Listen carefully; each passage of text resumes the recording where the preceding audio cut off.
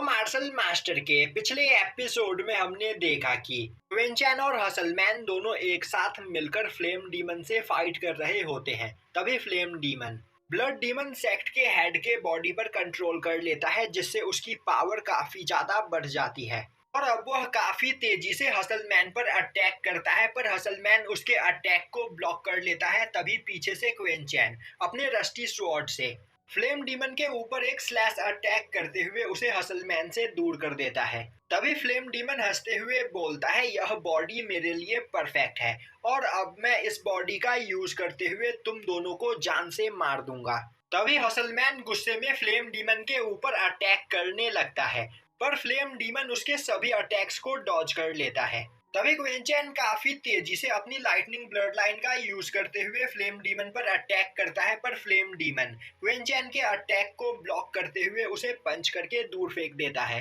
यह देखते ही हसलमैन flame demon पर अटैक करने के लिए आगे बढ़ता है। तभी क्विंचन भी खुद को संभालते हुए अपने रस्टी स्वॉर्ड से फ्लेम डीमन पर अटैक कर देता है, पर फ्लेम डीमन हसलमैन और क्विंचन दोनों के ही अटैक को ब्लॉक कर लेता है और अपने एनर्जी प्रेशर का यूज करते हुए उन दोनों को खुद से दूर कर देता है। तभी क्विंचन अपने डिवाइन मिरर को बाहर निकालते हुए उससे फ्लेम डीमन पर अटैक करता है, जो देखकर फ्लेम डीमन डर जाता है और अपनी पूरी पावर का यूज करते हुए उस अटैक को ब्लॉक करने लगता है। इस मौके का फायदा उठाते हुए पीछे से हसलमैन अपने वेपन से अटैक करके फ्लेम डीमन को घायल कर देता है। अब फ्लेम डीमन गुस्से में एक एनर्जी ब्लास्ट करके दोबारा से क्विंचन और हसलमैन को खुद से दूर कर देता है, जिसके बाद वह अपने जेड बॉटल को बाहर निकालकर उससे एक काफी खतरनाक अटैक क्विंचन की ओर करता है। क्विंचन उस अटैक को ब्लॉक करने की कोशिश करता है, पर फ्लेम डीमन के अटैक से क्विंचन का आर्मर टूट जाता है और अब यह देखते ही फ्लेम डीमन बोलने लगता है, मैंने जितना सोचा था तुम्हारे पास उससे कहीं ज्यादा डिफेंसिव पावर मौजूद है, पर इसके बावजूद तुम अभी बस मार्शल किंग रैलम पर मौजूद हो, तो आखिर तुम मेरे डेविल ट्रेजर के अटैक को ब्लॉक कैसे कर सकते हो? तुम्हारी बॉडी में जरूर कोई ना कोई खास बात है, तो अब मुझे यहाँ पर तुम्हारी ही बॉडी चाहिए। और यह बोलते हुए वह काफी तेजी से क्विंचन की बॉडी पर कब्जा करने के लिए आगे बढ़ता है। अभी क्विंचन अपने पास से डीमन सप्रेसिंग फर्नेस को बाहर निकालता है और अपनी लाइटनिंग ब्लड लाइन का यूज करते हुए उसे एक्टिवेट करके उससे काफी तेजी से फ्लेम डीमन पर अटैक करता है। यह देखते ही फ्लेम डीमन काफी ज्यादा डर जाता है और अब वह अपने जेड बॉटल से उस फर्नेस को ब्लॉक करने की कोशिश करता है, पर उस फर्नेस से टकराते ही जेड बॉटल काफी दूर जाकर गिरता है और अब वह फर्नेस सीधा आकर फ्लेम डीमन की बॉडी से टकराता है, जिससे फ्लेम डीमन की वह नई बॉडी डिस्ट्रॉय हो जाती है। तभी फ्लेम डीमन हंसते हुए बोलता है, तुमने मेरी पुरानी बॉडी को डिस्ट्रॉय करके मुझे अपने और भी ज्यादा करीब बुला लिया है, तो अब मैं तुम्हारी बॉडी पर कब्जा करके ही रहूंगा। यह बोलते हुए वह काफी तेजी से क्विंचन की ओर आगे बढ़ता है और उसके सोल सी के अंदर घुस जाता है। अब फ्लेम डीमन क्विंचन के सोल सी के अंदर मौजूद क्विंचन की सोल बॉडी को देखकर काफी ज्यादा खुश हो जाता है और बोलता है कि यह एक परफेक्ट बॉडी है, अगर इस पर मैं कंट्रोल कर लूं तो मैं अपनी पावर को और भी जल्दी रिकवर कर सकता हूं। यह बोलते हुए वह काफी तेजी से क्विंचन की सोल बॉडी को डिस्ट्रॉय करने के लिए आगे बढ़ता है, पर जैसे ही वह क्विंचन के सोल बॉडी के पास पहुंचता है, गोल्डन सीड द्वारा बनाए गए बैरियर से टकराकर वह पीछे हट जाता है। अब क्विंचन के पास मौजूद गोल्डन सीड को देखकर उस डीमन को बहुत ही ज्यादा गुस्सा आता है और अब वह चिल्लाते हुए बोलता है, तो इस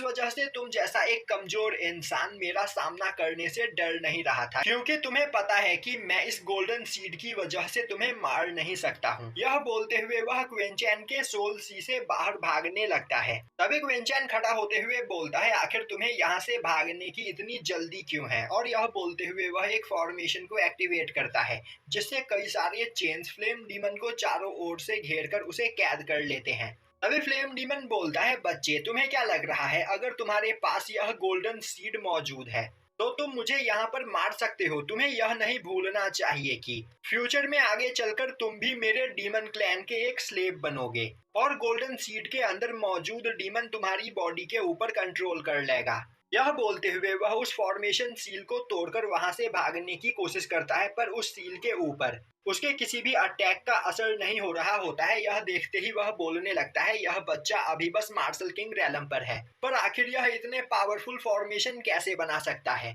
तभी क्विंचन अपने हेवनली डीमन फायर को बाहर निकालते हुए फ्लेम डीमन को जलाने लगता है,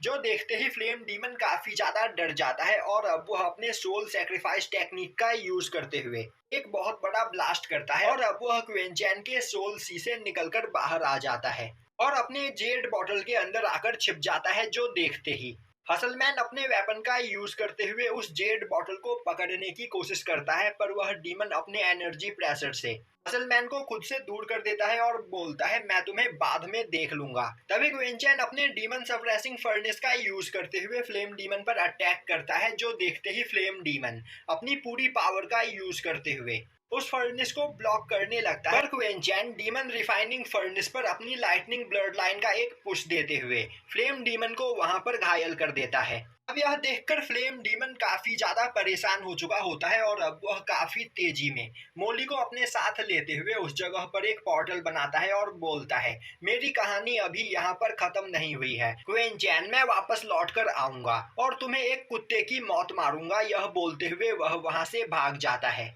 अब हसलमैन क्विंचन के पास आते हुए बोलता है, मास्टर, फ्लेम डीमन के पास वह जो जेड बॉटल मौजूद था वह एक स्पेस ट्रेजर है, जिसकी मदद से फ्लेम डीमन अपनी पावर को बहुत ही जल्द रिकवर कर सकता है, तो अब हमें क्या करना चाहिए। क्विंचन बोलता है, हम फ्लेम डीमन को ऐसे ही यहाँ से नहीं जाने दे सकते हैं, क्योंकि फ्यूचर में वह हमारे लिए खतरा साबित हो सकता है। और यह बोलते हुए वह हसलमैन के साथ फ्लेम डीमन का पीछा करने लगता है और यहीं पर यह एपिसोड खत्म हो जाता है।